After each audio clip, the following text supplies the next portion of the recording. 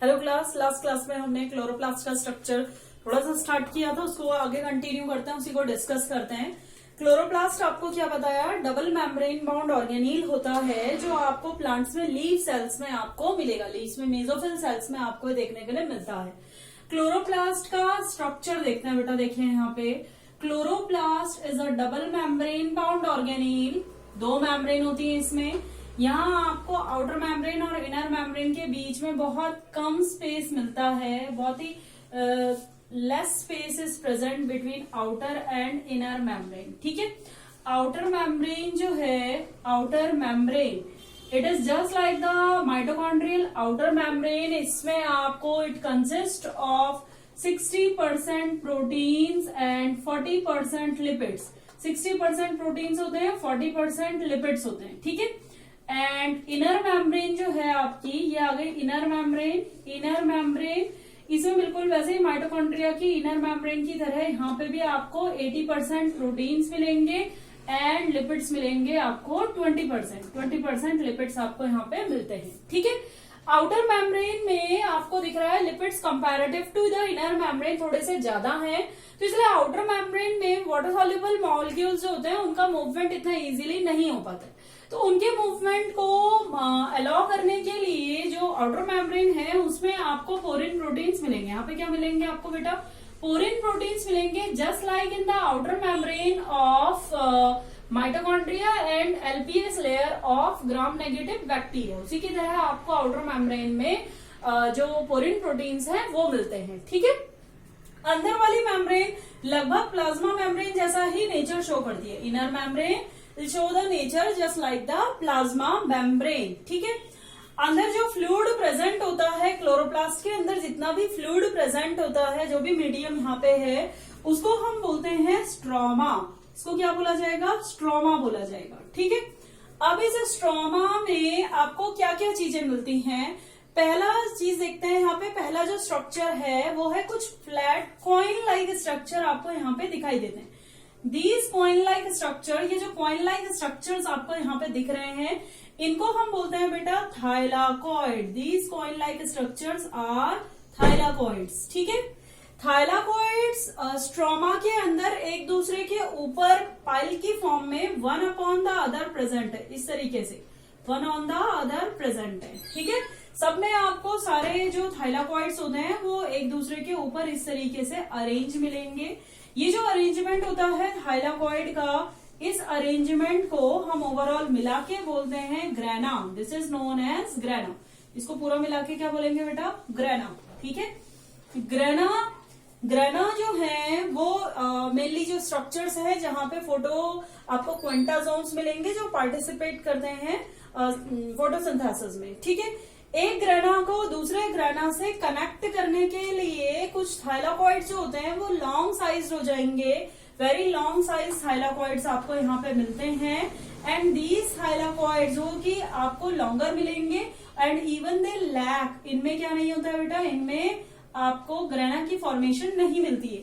These thylakoids are known as stroma lamellae. इन thylakoids को आप क्या बोलते हैं, स्ट्रोमा लैमेली इन्हें आप बोलेंगे, और इसका दूसरा नाम क्या होता है बेटा, फ्रेट होता है। ठीक है, फ्रेट भी आप इनको बोलते हैं। स्ट्रोमा में आपको और क्या क्या चीजें मिलती हैं, स्ट्रोमा में आपको डिफरेंट मिल सकते हैं, जिसे आप कहेंगे मिनरल्स मिल सकते हैं। मेनली जो मिनरल आपको यहाँ पे मिलेंगे वो होंगे मैंगनीज एंड पोटेशियम। आपको यहाँ पे इजीली देखने के लिए मिल जाएगा, मैन पॉजिटिव एंड के पॉजिटिव पोटेशियम एंड मैंगनीज आपको यहाँ पे देखने के लिए मिलेगा इजीली, जो मिनरल ज्यादा अमाउंट में प्रेजेंट होते हैं। ठीक है, उसके अलावा आयरन एंड जो आपका ये होते हैं कैल्शियम, ये भी प्रेजेंट होता है, लेकिन manganese and potassium are present in large amount. ठीक, दूसरी चीज यहाँ पे आपको प्लाज्मिड्स मिलते हैं। Plasmids that is double stranded circular DNA, plasmids भी आपको यहाँ पे मिलेंगे। प्लाज्मिड्स के अलावा आपको यहाँ पे मिलेगा बेटा 70S ribosomes are also present. 70S ribosomes यहाँ पे आपको मिलेंगे। ठीक है, दूसरा आपको यहाँ पे all types of RNA, RNA के तीनों टाइप आपको मिलते हैं, mRNA, rRNA, tRNA। आपको यहाँ पे स्टोर्ड फूड भी मिल सकता है, रिजर्व फूड रिजर्व फूड भी आपको यहाँ पे मिल सकता है, लेकिन रिजर्व फूड मिलेगा in the form of starch and fat की फॉर्म में आपको यहाँ पे रिजर्व फूड मिलेगा। फैट ड्रॉपलेट की फॉर्म में भी यहाँ पे आपको मिल सकता है। मेनली यहाँ आप देखेंगे इसका फंक्शन क्या है। देखिए क्लोरोप्लास्ट का फंक्शन होता है फोटोसिंथेसिस में। अब हम इसका मेन फंक्शन देखते हैं फोटोसिंथेसिस में किस तरीके से रोल प्ले कर रहा है। देखो बेटा फोटोसिंथेसिस भी आपका चैप्टर है, 3rd चैप्टर है आपका, प्लांट फिजियोलॉजी का पूरा डिटेल है। उसका एक बेसिक इंट्रोडक्शन हम यहाँ पे कर लेते हैं क्लोरोप्लास्ट के फंक्शन में। क्लोरोप्लास्ट में आपको जो थाइलाकॉइड दिख रहा है और जो स्ट्रोमा लैमेली दिख रही है, यहाँ पे chlorophyll along with the carotenoids and xanthophyll pigment के साथ में मिलके छोटे छोटे यूनिट्स बनाते हैं फोटोसिंथेसिस की, जिनको हम बोलते हैं क्वांटासोम्स। ये क्वांटासोम्स अरेंज रहेंगे पिगमेंट सिस्टम में, ठीक है। Quantasomes are arranged in pigment system. Pigment system photosynthesis में क्लोरोप्लास्ट के अंदर 2 टाइप के पिगमेंट सिस्टम होते हैं, pigment system 1 and pigment system 2। Pigment system 1 700 nanometre की लाइट पे एक्टिव होता है एंड पिगमेंट सिस्टम 2 680 नैनोमीटर की वेवलेंथ की जो लाइट होती है उस पे ये एक्टिव होता है, उस पे फंक्शन करेगा। Pigment system 1, pigment system 2, overall जो पिगमेंट सिस्टम हम बोल रहे हैं उसका मतलब है सेंटर में क्लोरोफिल ए का मॉलिक्यूल होता है। क्लोरोफिल ए का बेटा एक ही मॉलिक्यूल होगा, बाकी आपको मिलेंगे दूसरे molecules. Rest other molecules like carotenoids, xanthophylls and other types of molecules are present in pigment system, ठीक है। ये दूसरे टाइप के मॉलिक्यूल आपको पिगमेंट सिस्टम में मिलेंगे, ठीक है। पिगमेंट सिस्टम का क्या काम होता है बेटा, देखिए पिगमेंट सिस्टम सनलाइट को ट्रैप करता है और सनलाइट को ट्रैप करने के बाद ये रिलीज करता है इलेक्ट्रॉन। इन इलेक्ट्रॉन को प्राइमरी एक्सेप्टर जो होगा इलेक्ट्रॉन का वो रिसीव करेगा। वो रिसीव करने के बाद इन इलेक्ट्रॉन को भेज देगा इलेक्ट्रॉन ट्रांसपोर्ट चेन के पास। फिर इलेक्ट्रॉन ट्रांसपोर्ट चेन या तो इसे वापस इस इलेक्ट्रॉन को फोटो सिस्टम में भेज देती है पिगमेंट सिस्टम में, या फिर इस इलेक्ट्रॉन को दूसरे फोटो सिस्टम के पास में कैरी कर दिया जाता है, ठीक है। पिगमेंट सिस्टम 2 टाइप के मैंने आपको बताया, उस बेसिस पे जो फोटोसिंथेसिस है उसमें 2 टाइप की लाइट रिएक्शन आपको मिलेंगी। देखिए बेटा फोटोसिंथेसिस 2 स्टेप में कंप्लीट होता है, एक होती है लाइट रिएक्शन, दूसरी होती है डार्क रिएक्शन, ठीक है। लाइट रिएक्शन में 2 तरीके के फोटोफॉस्फोराइलेशन है, एक है साइक्लिक फोटोफॉस्फोराइलेशन, ठीक है। Cyclic photophosphorylation and non cyclic photophosphorylation, ठीक है। 2 टाइप के फोटोफॉस्फोराइलेशन होंगे, एक तो साइक्लिक और दूसरा नॉन साइक्लिक। साइक्लिक फोटोफॉस्फोराइलेशन थोड़ा सा इंट्रोडक्शन देख लेते हैं, इसमें केवल फोटोसिस्टम 1 होगा। फोटोसिस्टम 1 में क्या होता है बेटा, लाइट सनलाइट एनर्जी जो ट्रैप करी फोटॉन्स की फॉर्म में लाइट एनर्जी ट्रैप करी, इस लाइट एनर्जी को ट्रैप करके फोटोसिस्टम 1 में जो क्लोरोफिल ए है उसके इलेक्ट्रॉन्स एक्टिवेट हो जाएंगे, एक्साइटेड हो जाएंगे, रिलीज हो जाते हैं। इन इलेक्ट्रॉन को रिसीव करेगा इलेक्ट्रॉन एक्सेप्टर, जो प्राइमरी इलेक्ट्रॉन एक्सेप्टर होता है वो इन्हें रिसीव करेगा, ठीक है। और फिर ये इलेक्ट्रॉन एक्सेप्टर इनको भेज देगा किसके पास में, इलेक्ट्रॉन ट्रांसपोर्ट चेन के पास में इसको भेज देता है। इलेक्ट्रॉन ट्रांसपोर्ट चेन वापस इन इलेक्ट्रॉन को इधर भेज देगी, ठीक है।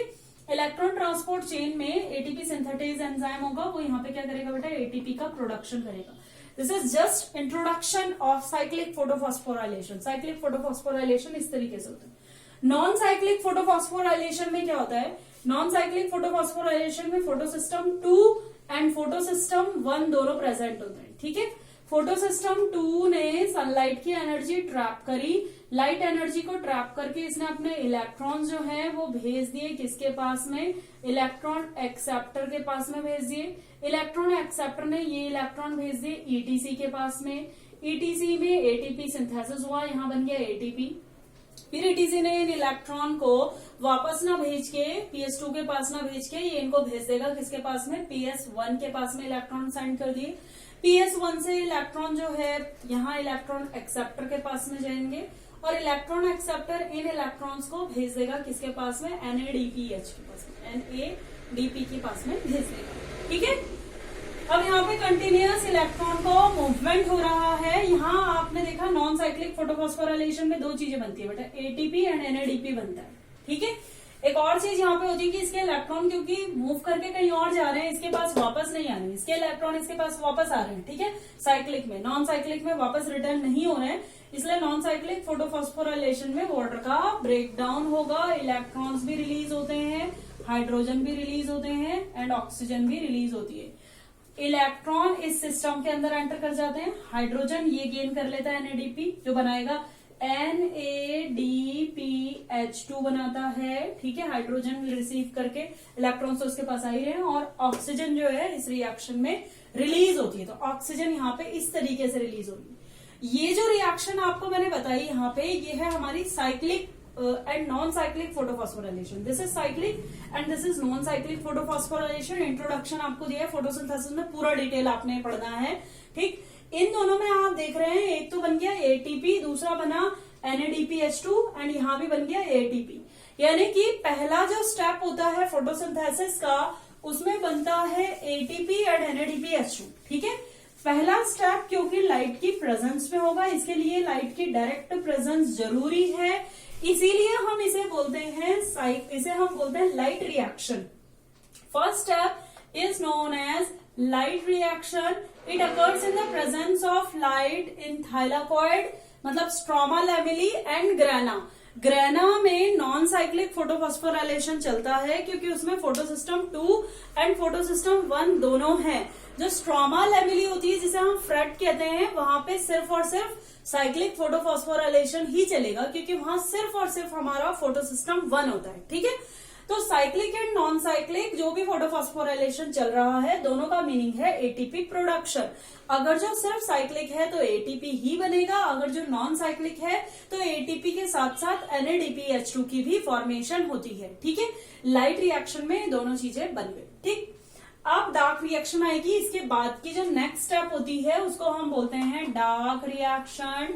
डार्क रिएक्शन में बेटा क्या होता है, जो लाइट रिएक्शन के एंड प्रोडक्ट थे एटीपी एंड NADPH2, उनको डार्क रिएक्शन में यूज किया जाएगा। डार्क रिएक्शन में आपकी आती है केल्विन साइकिल, जिसको हम बोलेंगे C3 साइकिल। और ये क्या परफॉर्म, इसमें बेटा एक इंपॉर्टेंट जो एंजाइम है, enzyme is known as rubisco enzyme होता है, जो यहां से जो लाइट रिएक्शन से एटीपी एंड NADPH2 बना, उसको यूज करके ये परफॉर्म करेगा फोटोसिंथेसिस का डार्क रिएक्शन टू सिंथेसाइज। ये सिंथेसाइज करता है बेटा किस चीज का, सिंथेसाइज ग्लूकोज को सिंथेसाइज करेगा, ठीक है। ये इसका फंक्शन है, ठीक। फंक्शन क्या है, ये करेगा synthesis of glucose, what, enzyme Rubisco in Calvin cycle by performing Calvin cycle. Calvin cycle जो है वो परफॉर्म होती है कहाँ पे, केल्विन साइकिल परफॉर्म होती है स्ट्रोमा में, ठीक है। तो केल्विन साइकिल का जो enzyme for Calvin cycle, that is a Rubisco enzyme, is present in stroma. Dark reaction occurs in stroma, ठीक है। डार्क रिएक्शन हमारी कहाँ पे होगी बेटा, स्ट्रोमा में होगी। और लाइट रिएक्शन हमारी कहाँ पे होगी, लाइट रिएक्शन होगी हमारी इन ग्रेना में हमारी लाइट रिएक्शन होती है, स्ट्रोमा में हमारी होगी बेटा डार्क रिएक्शन, ठीक है। तो ये हमारा फोटोसिंथेसिस का बेसिक इंट्रोडक्शन आपको दिया। क्लोरोप्लास्ट का मेन फंक्शन क्या है बेटा, फोटोसिंथेसिस परफॉर्म करना। अब क्लोरोप्लास्ट का स्ट्रक्चर क्योंकि माइटोकॉन्ड्रिया से भी रिजेंबल कर रहा है, तो इसीलिए कुछ प्रॉपर्टीज जो माइटोकॉन्ड्रिया में थी, वैसी ही कुछ प्रॉपर्टीज आपको क्लोरोप्लास्ट में भी मिलेंगी। उन प्रॉपर्टीज को देखते हैं, वो प्रॉपर्टीज क्या क्या है यहाँ पे। The properties of chloroplast, some other properties of chloroplast देख लेते हैं। पहला स्टेप है बेटा इसमें, फर्स्ट वन इज, पहला स्टेप है क्लोरोप्लास्ट में एंड बैक्टीरियल एंडोसिम्बायोन्ट्स। बैक्टीरियल एंडोसिम्बायोन्ट्स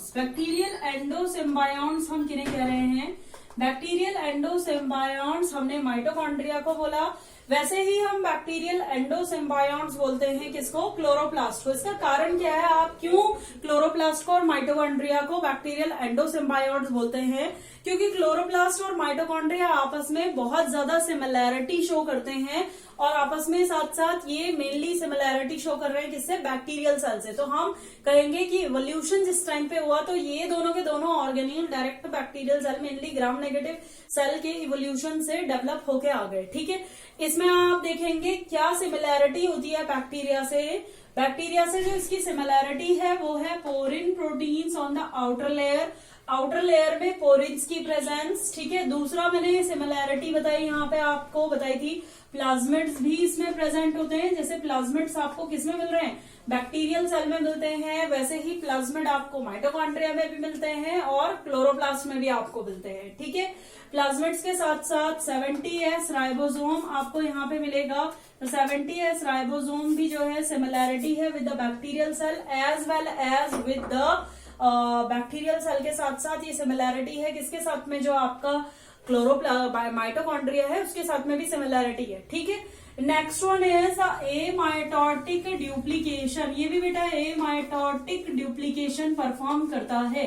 जैसे कि आपका एमाइटोटिक ड्यूप्लीकेशन कौन करते हैं, आपका माइटोकॉन्ड्रिया भी एमाइटोटिकली ड्यूप्लीकेट करता है, बैक्टीरियल सेल भी एमाइटोटिकली ड्यूप्लीकेट करती है। तो ये प्रॉपर्टी देखिए इसकी, पोरिन प्रोटीन की presence on the outer layer, plasmids की प्रेजेंस, ठीक है, 70S राइबोसोम की प्रेजेंस एंड एमाइटोटिक ड्यूप्लीकेशन और amitotic division during the cell division is a property which is of common resemblance in bacterial cell and in chloroplast cell, due to which the chloroplasts are also known as bacterial endosymbionts.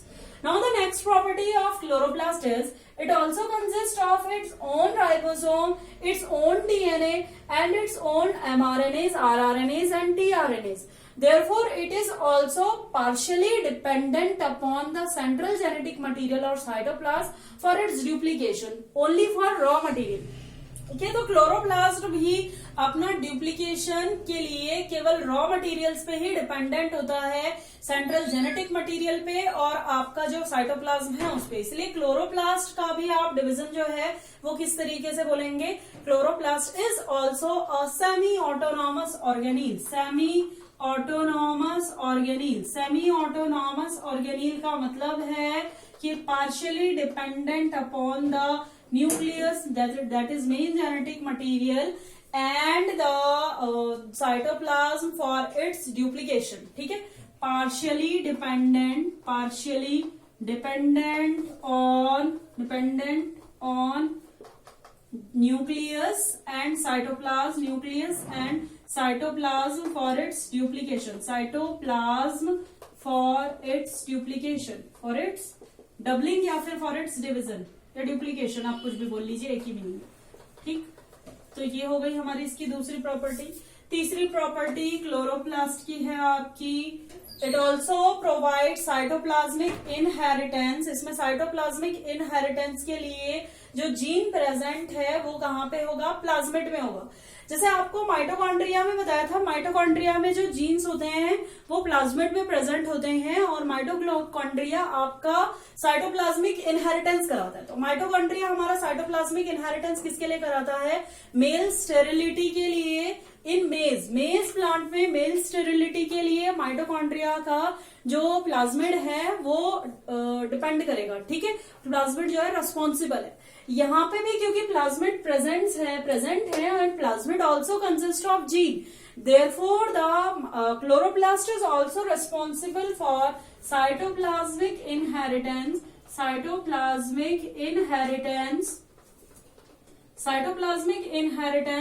For